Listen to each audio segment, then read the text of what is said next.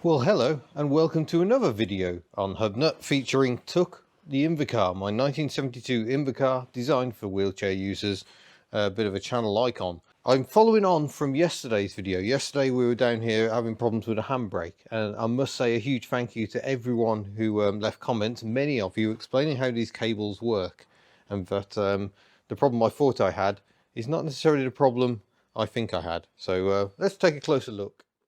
So as you may recall from yesterday's video, I had an issue where the ferrule on the handbrake, it's like that. It's not ideal.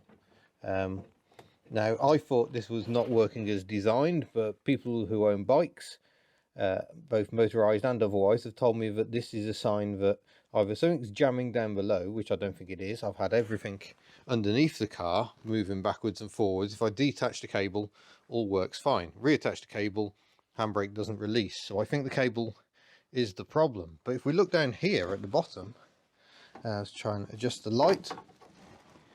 That's actually a grease point on the cable. That is a service item which I didn't know was there. So I have tried to get some grease into that this morning.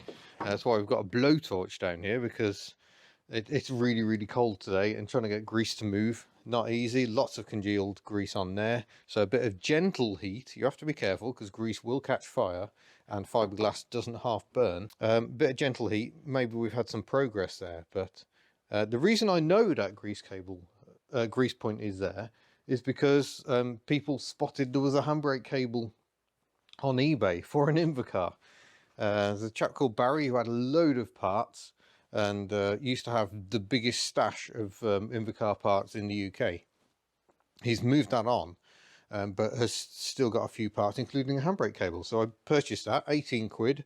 I thought, why bugger about with this old cable if I can just get a new one? So I'm doing that. But I thought, you know, we might as well experiment and see if we can salvage this one. I can always keep the other one as a spare. Everything underneath is all free and moving fine.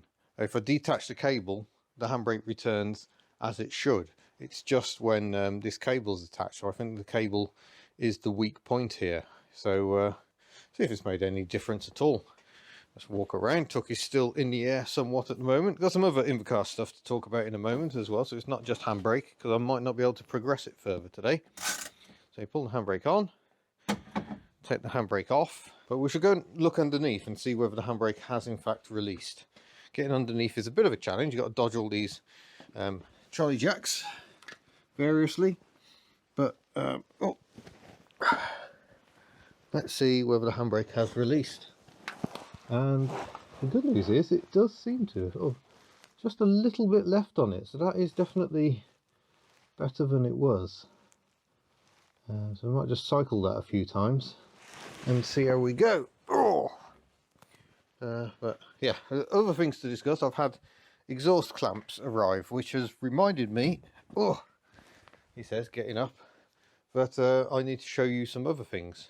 Yes, I entirely forgot to mention my exhaust bodgery. I said I was missing an exhaust clamp, so I've used a hose clamp. Actually is a Jubilee item on there, rather than the proper clamp as on this side. So that should be attached here somehow as well. That's not quite there, but that's good. That looks like it's backing off a bit on there. That's something to sort out. And we've got an oil leak from that cylinder head, so there's always something to do. But I would otherwise say that first test drive was quite successful. But I've got the clamp now, so I can get that off and put a proper exhaust clamp in place. So yeah, that's what I forgot to tell you last time, because I was going, I'm stuffed, and then fixed it anyway. I just bodged it. It's really difficult sometimes to remember what you've recorded on camera and what you haven't. So it's just what this game is like sometimes, trying to remember everything while working on cars. But it's what slows you down, and to be honest, it's one of the things that is causing me concern. I've got so many projects, and projects variously, and time just disappears like you wouldn't believe when you're trying to record your progress as well as actually make some, especially when you're as ham-fisted as I am. I spend a lot of time trying to find tools, trying to undo my own stupidity, so I don't get anything done very quickly. But waffling to camera like this doesn't really help either, so I'm going to stop doing that and crack on. Do a few more cycles on that handbrake, see if we can improve it, and then I better start on the engine. Rita, the Rover, is still awaiting my attention outside. Oh, let go of me, Ellie. But if we come outside, it is a bit on the chilly side again.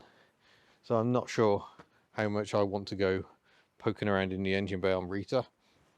It needs to happen. Also, I know nothing about this Fiesta. It is a Zetec S. They're in yellow with a checkered roof. Some people have expressed an interest in it, but I don't know the owner. It just happens to be here. This isn't my land.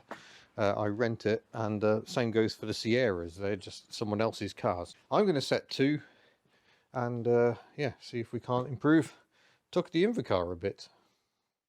Well, I'm going to have to end this one a bit abruptly there. I discovered the exhaust clamps are the wrong size, and that handbrake cable still isn't freeing off. So there's a new one on the way. I'll get that fitted when I'm able. Yeah, I got a bit distracted, a bit disheartened after the failed exhaust clamp. It's too big. I've got a 50mm. I need something more like a 42mm. So I went for a drive instead and discovered the rocker cover gasket is still leaking. So that's something I'm going to have to sort out. I think sadly I've destroyed the cork gasket. I've got some old rubber ones. Maybe I can use some blue Hylamar on those instead. I think they'll probably work fine. So yeah, we went for a drive. I filmed it incredibly badly, as you can see in this footage. Woo! Tuck drift. It looks absolutely terrible. So that's it for Tuck. She's gonna have to wait for another video now. It's jeepers, really blowy here in the unit today. I'm just going to take you down the front here to finish, because there is a certain 2CV in my life. Here she is. She has been in my life for 20 years now.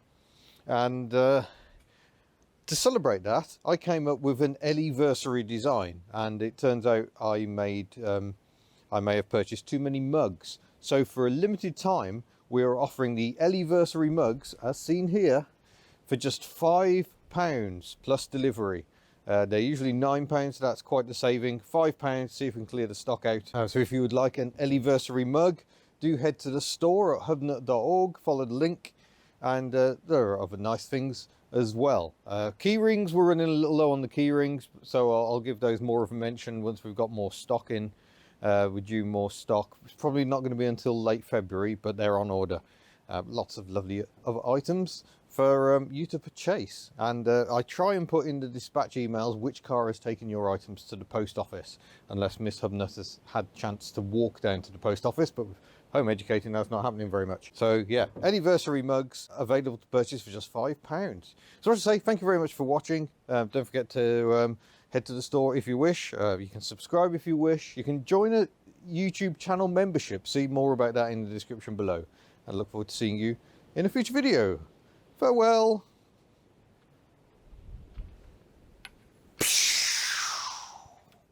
Ooh, what has he bought now?